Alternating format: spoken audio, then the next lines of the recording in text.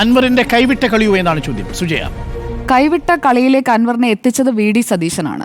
വാക്കിനൊക്കെ ഒരു വില വേണം. അത് ഇല്ലാത്ത ഒരാളാണ് എന്ന് വി ഡി സതീശൻ ഇങ്ങനെ ആവർത്തിച്ച് കാണിച്ചുകൊണ്ടിരിക്കുന്നതാണ് നമ്മൾ കാണുന്നത്. മറ്റു കോൺഗ്രസ് നേതാക്കളെ പോലെയല്ല. കെ സുധാകരൻ KPCC പ്രസിഡന്റായി തുടർന്നിരുന്നെങ്കിൽ ഇതാകുമായിരുന്നില്ല നിലവിലത്തെ ഒരു സ്റ്റാറ്റസ് എന്നാണ് ഞാൻ കരുതുന്നത്. മാത്രമല്ല, ഇപ്പോൾ ഈ നിലമ്പൂർ കാര്യത്തിലൊക്കെ കെ സുധാകരൻ അദ്ദേഹത്തിന്റെ അടുത്ത ആളുകളുമായിട്ടൊക്കെ നിലമ്പൂരിലെ കോൺഗ്രസ്സുകാരുമായിട്ടൊക്കെ ചർച്ച നടത്തിക്കൊണ്ടിരിക്കുകയാണ് ഈ രാത്രിയിൽ നമ്മളിപ്പോൾ സംസാരിക്കുമ്പോൾ എന്നുള്ളതാണ് കണ്ണൂരിൽ നിന്ന് കിട്ടുന്ന ഏറ്റവും പുതിയ ഇൻഫർമേഷൻ. അപ്പോൾ PV അൻവറിനോട് പറഞ്ഞു കൊതിപ്പിക്കുകയാണ്. അതായത് ഓരോ പഞ്ചായത്തിൻ്റെയും ഭരണം അട്ടിമറിച്ച് 2 പഞ്ചായത്തിൻ്റെ ഭരണം അങ്ങോട്ട് താലത്തിൽ വെച്ച് അൻവർ കൊടുത്തത് UDF മറന്നു പോകാൻ പാടില്ല. അറ്റ്ലീസ്റ്റ് വി ഡി സതീശനെങ്കിലും മറന്നു പോകാൻ പാടില്ലായിരുന്നു. അൻവർ ഇടഞ്ഞു നിന്നുകൊണ്ട് തൻ്റെ അതൃപ്തി പരസ്യമാക്കുന്നുമുണ്ട്. ആ അതൃപ്തി കോൺഗ്രസിലേക്ക് വരേണ്ട ക്രൈസ്തവ വോട്ടുകൾ പൂർണ്ണമായും അങ്ങ് പോൾ ചെയ്യിപ്പിക്കും എന്ന് ഞാൻ കരുതുന്നില്ല. VS ജോയ് ഒരു ഫാക്ടർ തന്നെയാണ്. നേരത്തെ ആൻഡ്രൂ സാർ സൂചിപ്പിച്ചതുപോലെ VS ജോയിയുടെ ഏത് വിഭാഗത്തിൽപ്പെട്ടയാളാണ്? ഒരു ക്രിസ്ത്യാനി എന്ന് പറയുമ്പോൾ ആ ക്രിസ്ത്യാനിയുടെ മതത്തിൻ്റെ ഉള്ളറകൾ ചികഞ്ഞുപോയി അതിൽപ്പെട്ട ഒരു അവാന്തര വിഭാഗത്തിൽപ്പെട്ട ആളാണ് എന്ന് പറഞ്ഞുകൊണ്ട് അങ്ങനെ അങ്ങ് മാറ്റി നിർത്തേണ്ട ഒരാളൊന്നുമല്ല VS ജോയ്. VS ജോയ് ഈ മലയോര സമരജാഥ VD സതീശൻ നയിക്കുമ്പോൾ അതിൻ്റെ മുന്നിൽ നിന്ന് ആളെ കൂട്ടിയതൊക്കെ VS ജോയിയുടെ ഫാക്ടർ തന്നെയാണ്.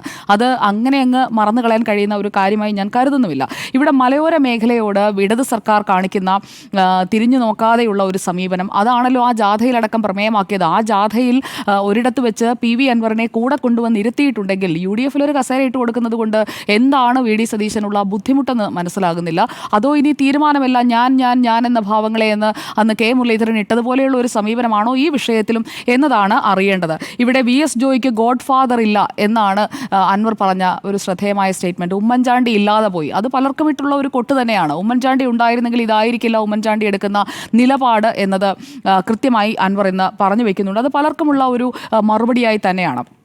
ആര്യാടൻ ഷൗക്കത്തിന് ശേഷം VV പ്രകാശ് വരുമ്പോൾ VV പ്രകാശ് ജയിച്ചത് നേരിയ VV പ്രകാശ് തോറ്റത് നേരിയ ഭൂരിപക്ഷത്തിനാണെന്ന് അറിയാമല്ലോ. VV പ്രകാശിനെ തോൽപ്പിച്ച കൂട്ടത്തിൽ ഈ ആര്യാടൻ ഷൗക്കത്തും ടീമും ഉണ്ടായിരുന്നോ എന്നതുകൂടി ഒന്ന് നോക്കേണ്ടതാണ്. കോൺഗ്രസിനുള്ളിലെ ഇൻഫൈറ്റിംഗ് ഒക്കെ നിലമ്പൂരിൽ ഇത് ആദ്യമായിട്ടൊന്നുമല്ല, കഴിഞ്ഞ തെരഞ്ഞെടുപ്പിലും അത് ഉണ്ടായിരുന്നു എന്നത് വ്യക്തമാണ്. അപ്പോൾ VV പ്രകാശ് ഫാക്ടർ, VV പ്രകാശിൻ്റെ കുടുംബത്തിൻ്റെ ഭാഗത്ത് നിന്ന് വന്ന പ്രതികരണം നമ്മൾ കാണാതെ പോകരുത്. ഒന്നുമില്ലാതെയൊന്നും ആരും അങ്ങനെ ഒരു പോസ്റ്റൊന്നും ഇടില്ല. പ്രത്യേകിച്ചും ഒരു സ്ഥാനാർത്ഥി പ്രഖ്യാപനത്തിൻ്റെ ദിവസം VV പ്രകാശിൻ്റെ കുടുംബത്തിൽ നിന്ന് വന്ന പ്രതികരണം എന്താണ് എന്ന് നോക്കിക്കഴിഞ്ഞാൽ അവിടെ ആ ഒരു പൾസ് അവിടെ നിൽക്കുന്നുണ്ട്.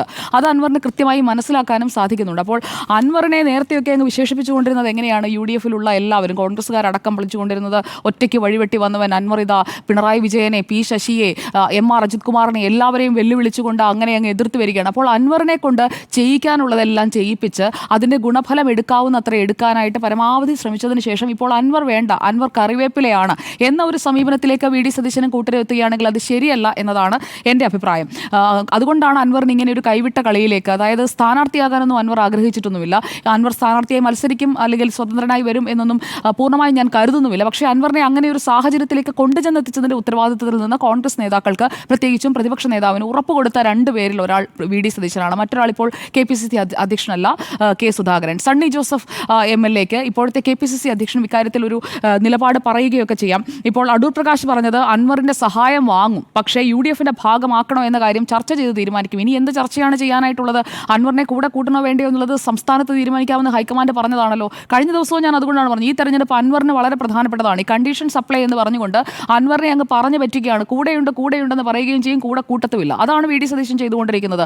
അതൊരു തരത്തിൽ പറഞ്ഞു കഴിഞ്ഞിട്ടുണ്ടെങ്കിൽ രാഷ്ട്രീയമായി ഒരു സത്യസന്ധതയില്ലായ്മയാണ്. ആ രാഷ്ട്രീയ സത്യസന്ധതയില്ലായ്മ കാണിക്കുന്നവരെ തിരിച്ചറിയുക തന്നെ ചെയ്യും കേരളത്തിലെ ജനങ്ങൾ, പ്രത്യേകിച്ചും നിലമ്പൂരിലെ ജനങ്ങൾ. ഇവിടെ അൻവർ നേരത്തെ ചെയ്തു കൊടുത്തിട്ടുണ്ടല്ലോ സഹായം. പാലക്കാട് ഉപതെരഞ്ഞെടുപ്പിൽ മിൻഹാജിനെ ആദ്യം നിർത്തി, പിന്നീട് പിൻവലിച്ചതും ഇതുപോലെ തന്നെ നമുക്ക് ഒന്നിച്ചു പോകാം എന്നുള്ള ഒരു ഫോർമുലയുടെ ഭാഗമായിട്ടാണ്.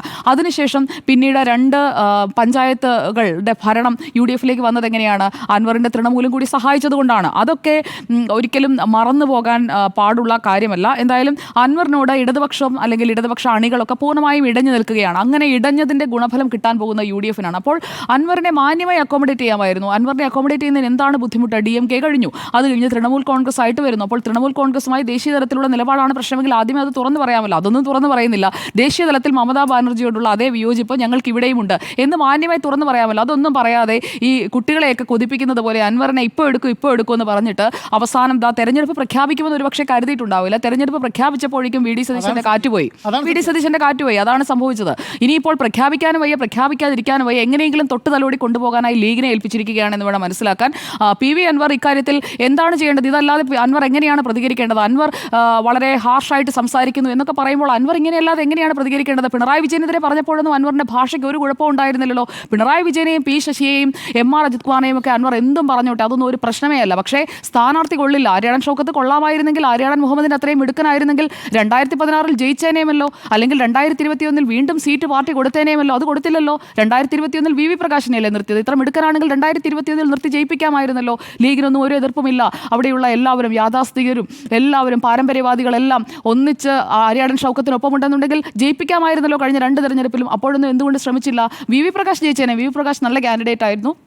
അവിടെ കോൺഗ്രസിലെ ഇൻഫൈറ്റിംഗ് ആണ്. അൻവറിൻ്റെ മികവിനേക്കാൾ കോൺഗ്രസിലെ ഇൻഫൈറ്റിംഗ് ആണ് VV പ്രകാശിനെ തോൽപ്പിച്ചത്. അദ്ദേഹം ഒരു നല്ല കാൻഡിഡേറ്റുമായിരുന്നു. കോൺഗ്രസിന് തന്നെ കിട്ടാവുന്ന നിലമ്പൂർ മണ്ഡലത്തിൽ ഏറ്റവും നല്ല കാൻഡിഡേറ്റ് ആയിരുന്നു VV പ്രകാശ് എന്നുള്ളതാണ് എൻ്റെ അഭിപ്രായം. എന്തായാലും ഈ 2011 ഏറനാട് അൻവർ നിന്നതെങ്ങനെയാണ്? അൻവറിനെ ആദ്യം നിർത്താമെന്ന് പറഞ്ഞ് കൊതിപ്പിച്ചു, അൻവറിന് വാക്കുകൊടുത്തു. അതിനുശേഷം പിന്നീട് അൻവറിന് പകരം ഈ അഷ്റഫ് അലി കാളിയത്തിനെ CPI നിർത്തുന്നു. അതിനിടയിലൊക്കെ ഉണ്ടായ ഡ്രാമ നമ്മൾ കണ്ടതാണ്. അതുപോലെ തന്നെയുള്ള ഒരു ഡ്രമാറ്റിക് സിറ്റുവേഷനാണ് 2025 നമ്മളിപ്പോൾ കാണുന്നത് എന്നതാണ് എൻ്റെ ടേക്ക്. എന്തായാലും ഇടതുമായി തെറ്റിപ്പിരിഞ്ഞ് ഇപ്പോൾ LDFിലും ഇല്ല, UDFിലും ഇല്ല എന്ന് പറഞ്ഞ് നിൽക്കുന്ന ഒരു മനുഷ്യൻ ഇങ്ങനെയൊക്കെ പ്രതികരിക്കുമ്പോൾ അയാളെ അങ്ങനെ പൂർണ്ണമായും കുറ്റപ്പെടുത്താൻ കഴിയുമെന്ന് ഞാൻ കരുതുന്നില്ല. അതുകൊണ്ട് അൻവർ ഇപ്പോൾ ചെയ്യുന്ന കാര്യങ്ങൾ, അൻവർ ഇതല്ലാതെ എന്താണ് ചെയ്യേണ്ടത് എന്നതുകൂടി പറയണം. ക്ഷമിച്ച് കാത്തിരിക്കാനായിട്ട് അത്രയ്ക്ക് വിശ്വസ്തനായ ആളെന്നല്ലോ അപ്പുറത്ത് നിൽക്കുന്നത്, പറഞ്ഞു പറ്റിച്ച ആളല്ലേ. അപ്പോൾ പിന്നെ അൻവറിന് ഇങ്ങനെയുള്ള ബാർഗെയിനിങ്ങിലേക്ക് പോകാതെ സാധ്യതയില്ല എന്ന് തന്നെയാണ് ഞാൻ കരുതുന്നത്. CPIഎമ്മിൻ്റെ കേഡർ വോട്ടുകൾ പ്ലസ് അൻവറിൻ്റെ ഒരു പേഴ്സണലായിട്ടുള്ള പലതരത്തിലുള്ള അൻവറിൻ്റെ ഒരു വോട്ട് ബാർഗെയിൻ, അങ്ങനെയുള്ള കാര്യങ്ങളിലൂടെയാണ് അൻവർ ജയിച്ചത് എന്നുള്ളത് വസ്തുതയാണ്. ആ ഒരു വിന്നിംഗ് ഫോർമുലയാണ്. അപ്പോൾ ഇടതുപക്ഷം ഇതുവരെ സ്ഥാനാർത്ഥിയെ പ്രഖ്യാപിക്കാത്തത്, അൻവർ ഈ ബാർഗെയിനിങ് തുടർന്നുകൊണ്ട് പോകുന്നത്, അതൊക്കെ ഒരു നാടകീയമായ നീക്കങ്ങളിലേക്ക് തന്നെയാണ് അടുത്ത ദിവസവും നമ്മൾ കാണാൻ പോകുന്നത്. ഭിന്നിപ്പുണ്ടാക്കാനൊന്നും ശ്രമിക്കേണ്ട എന്നൊക്കെ ആര്യാടൻ ഷൗക്കത്ത് അൻവറിനെ വിരട്ടാൻ നോക്കുന്നുണ്ട്. പക്ഷേ ആര്യാടൻ ഷൗക്കത്തിൻ്റെ മെറിറ്റ് എന്ന് പറയുന്നത് ഈ പാഠമൊന്നൊരു വിലാപം, അത് 2016 നമ്മൾ നിലമ്പൂരിൽ കേട്ടതാണ്. ഇത്തവണയും ആര്യാടൻ ഷൗക്കത്ത് അത് കേൾപ്പിക്കാതെ നോക്കിയാൽ കൊള്ളാം. ഷാഫി പറമ്പിലൊക്കെ പറയുന്നത് പോലെ ഈ ഒരു സാമുദായികമായിട്ടുള്ള ഒരു പ്രീണനം വെച്ച് അവിടെ ജയിപ്പിക്കാം എന്നാണ് കരുതുന്നതെന്നുണ്ടെങ്കിൽ അത് ജയിപ്പിച്ച് കാണിക്കട്ടെ. അൻവറിന് ചെയ്യാനുള്ളത് അൻവറും കാണിക്കട്ടെ. അൻവർ ഇതല്ലാതെ വേറെ എന്താണ് ചെയ്യേണ്ടത്? പറഞ്ഞു പറ്റിച്ചവരാണ് കൃത്യമായി വാക്ക് പാലിക്കേണ്ടത്. അൻവറിനെ UDFിൽ എടുക്കാമെന്ന് പറഞ്ഞ് എല്ലാ കാര്യങ്ങളും ചെയ്യിപ്പിച്ചതിന് ശേഷം ഇപ്പോഴിങ്ങനെ മഴയത്ത് നിർത്തിയിരിക്കുന്നത് ശരിയല്ല എന്നതാണ് എൻ്റെ അഭിപ്രായം.